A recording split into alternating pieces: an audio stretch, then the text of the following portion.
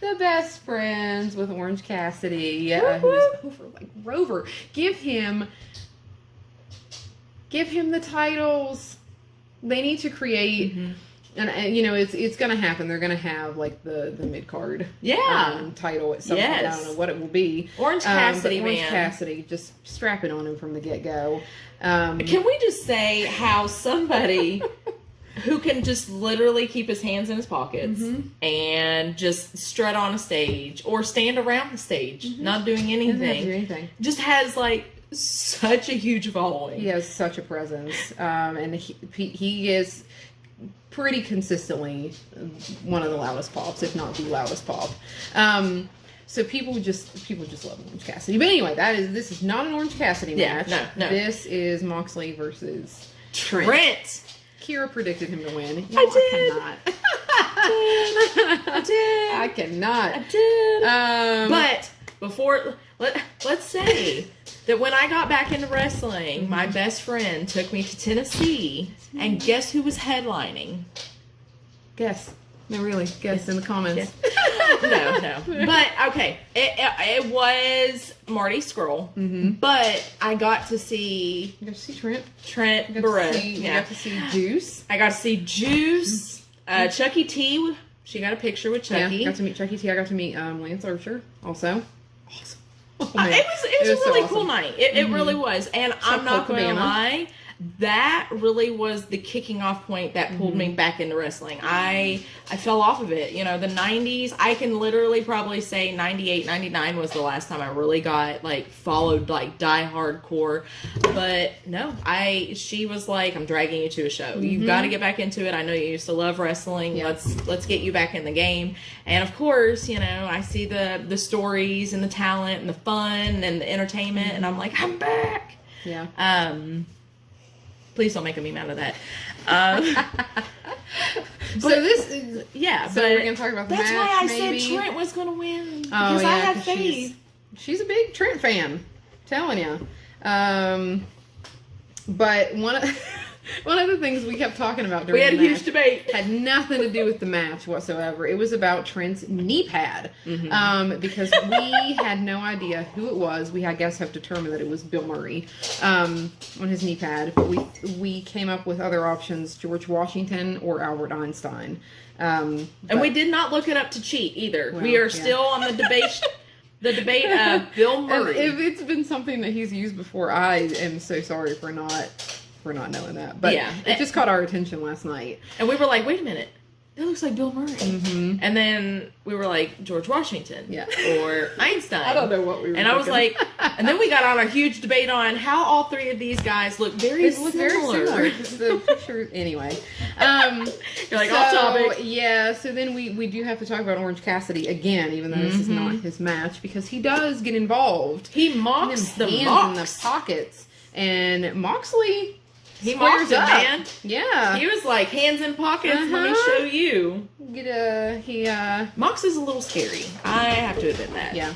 I mean, we know his recent characters with other companies. You know, he's never been like the good guy anyways, so, but he's really been let out of his cage. He has been given... He's gone back. Yeah. Yeah. When he was on the indies and stuff, he was Moxley. Yeah.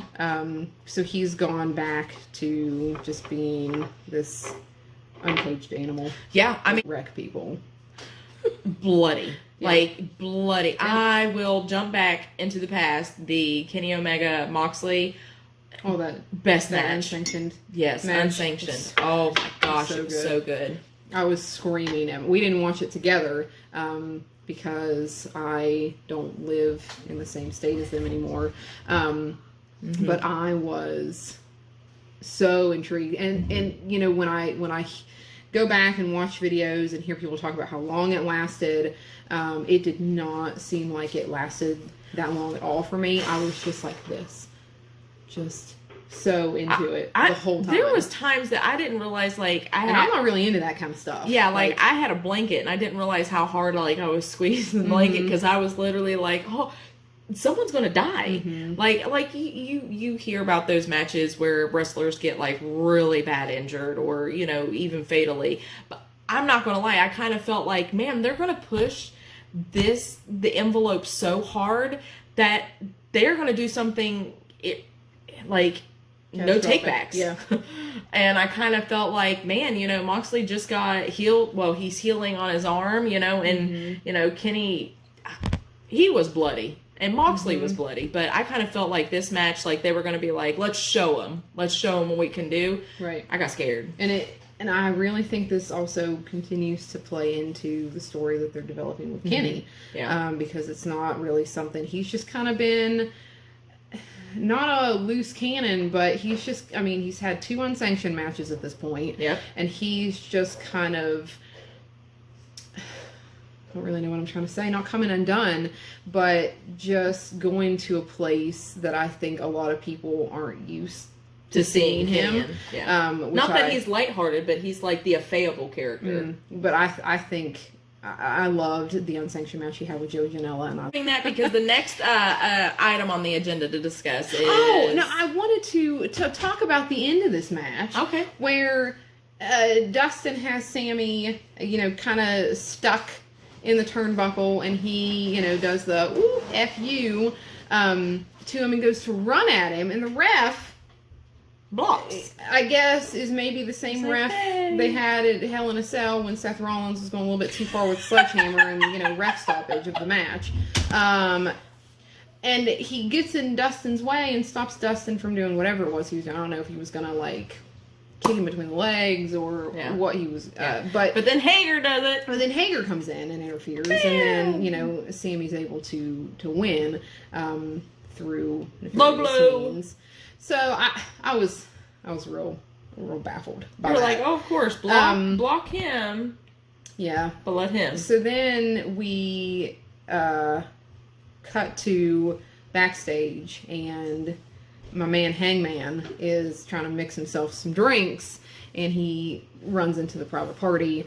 Takes a drink from Hangman? And he kind of puts himself in a position where he's trying to set up a match between himself and the private party. And I was like, we were kind of talking, was this going to be a handicap match? Mm-hmm. Turns out, no, it's going to be Hangman and Kenny versus the private party, because they're kind of a tag team. So Hangman has kind of gotten Kenny into a match. Not real sure what Kenny feels about that, but I kind of feel like I liked it better when it was a handicap. I liked it better when it was just going to be Hangman versus Private Party. Well, I don't think that was ever stated. That's kind of just what I thought. Oh, okay. No, not stated. Like when we both assumed that it was going to be a handicap match because he was the only one conversing with Private Party. Like we didn't see Kenny walk in right behind Hangman after he said, "I'll see you later," or however they worded it. Hangman in the Elite. Yeah. Anyway. We're kind of salty with the Elite right now. Yeah. With how they're treating Hangman. See, this is why you gotta be with the inner circle. But, no, girl. So then... Team Cody, Team Jericho. Then we get... She loves this topic, by the way. I can't wait. MJF. Can't wait. Idiot. Yeah, I wrote my notes. Idiot. He tips 5%. And that sign, I don't know who made that MJF tips 5% sign, but I lost it. I thought that was perfect, because that is something that rat would do. So then he comes out he's making people kiss the ring. He's having women kiss him, either on the lips or on the cheek. Just being a real, he's slime. He's trash. You guys remember those movies back in the 80s when you would have the girl who was dealing with her struggles of whether she was a teenager Probably Molly Ringwald. Had a crush. Yeah, true. We're old.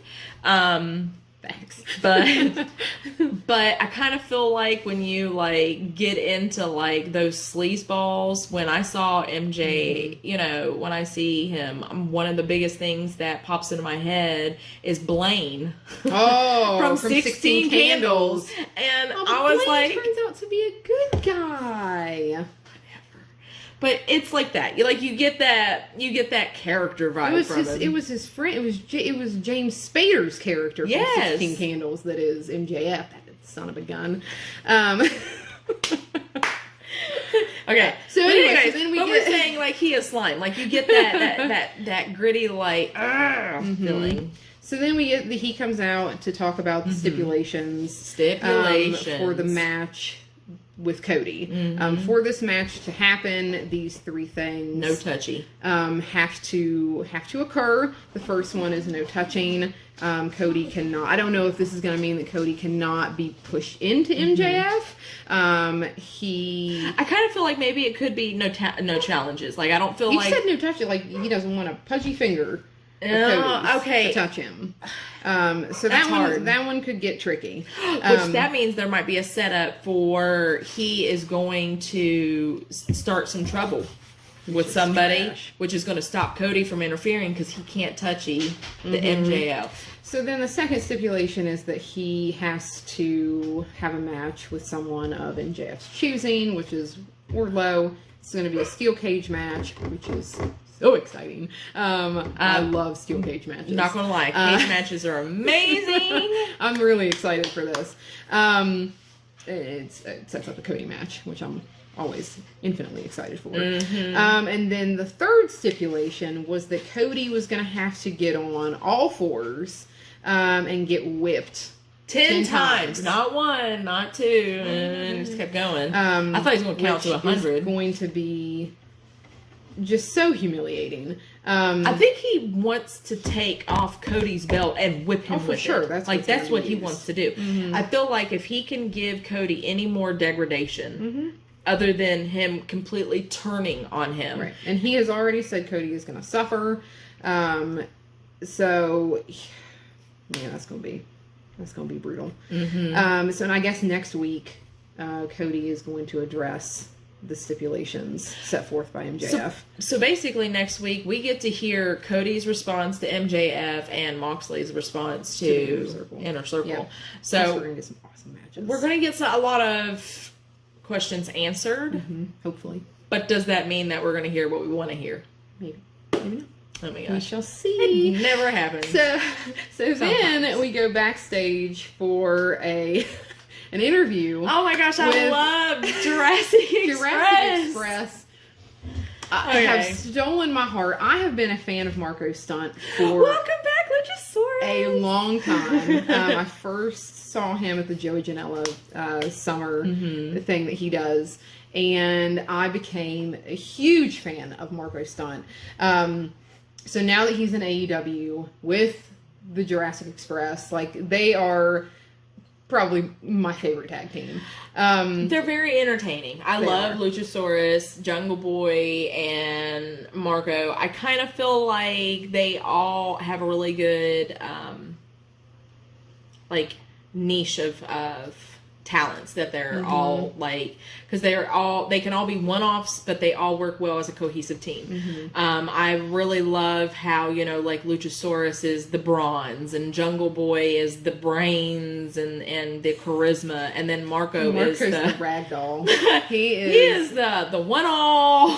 He is so good at his role of just getting absolutely demolished in matches before mustering up the strength to make the tag. I mean, he is just.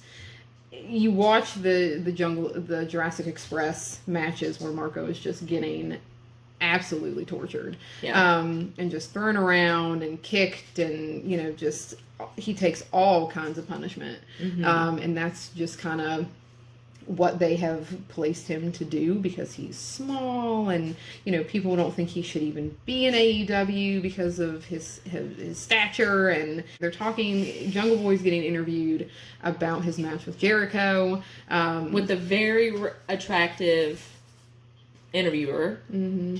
So Marco is, I've written my notes, being a super creeper, because he is just making kissy faces. He's trying to grab her, and I think one of the most endearing stories of the Jurassic Express is that they're all kind of not really sure how to navigate humanity. They did that Jurassic Planet video where, you know, Jungle Boy was drinking out of the river, and, you know, Luchasaurus is over there eating leaves, and whose video? They're not really 100% sure how to interact. So Marco's not a creeper. He just doesn't really have a lot of skills that are appropriate to interact with the pretty lady. And then he tweeted later, you know, shoot your shot.